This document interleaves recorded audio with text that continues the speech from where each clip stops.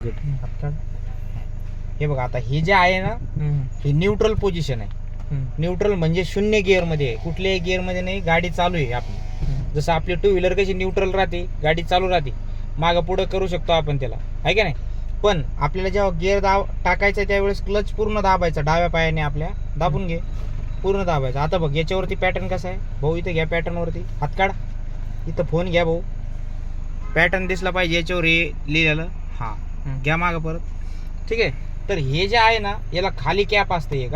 हा ते काय राहतं, ठीक आहे. हे रिव्हर्स साठी असते हे कॅप. अच्छा, ती जसं आपण पहिला गिअर टाकतो ना, जसं याला असं या कॅपला असं दाबायचं, असं वरी उचलायचं, माझ्याकडे दाबून पुढे केल्यावर हे रिव्हर्स गिअर पडतो, ठीक आहे.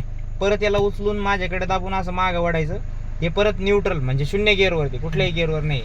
पण जर समजा न उचलता इकडे दाबून जर पुढे केलं तर हा फर्स्ट गिअर पडतो, जो आपल्याला समोर जाण्यासाठी वापर करतो आपण त्याचा, ठीक आहे. त्याच्याच खाली त्याच लाईन सेकंड गिअर आहे. लेफ्ट साईडला तुझा हात काय करायचा, असा दाबायचा, असा थोडा क्रॉस माझ्याकडे दाबून सरळ मागं वाढायचा. हे झालं दुसरा गिअर, ठीक आहे. परत याला असं सेंटर मध्ये घेतलं म्हणजे हे काय न्यूट्रल. न्यूट्रल. इथून फक्त पुढं करायचंय, हे किती झालं थर्ड, सोडून दे, ठीक आहे. परत हे सेंटर मध्ये न्यूट्रल, आहे का नाही. समजा असं हलक्या हाताने पुढे केलं तर तिसऱ्यात जातं, परत सेंटर मध्ये न्यूट्रल, परत सरळ माग फोर्थ आहे. म्हणजे लेफ्ट साईडच्या बाजूला पुढं पहिला माग दुसरा आहे, सेंटर मधून पुढं तिसरा आहे, माग चौथा, सरळ ओढलं तर चौथा आहे, आणि जर दोघांनी तिसऱ्याच्या आणि चौथ्याच्या मध्ये थांबवलं तर न्यूट्रल आहे.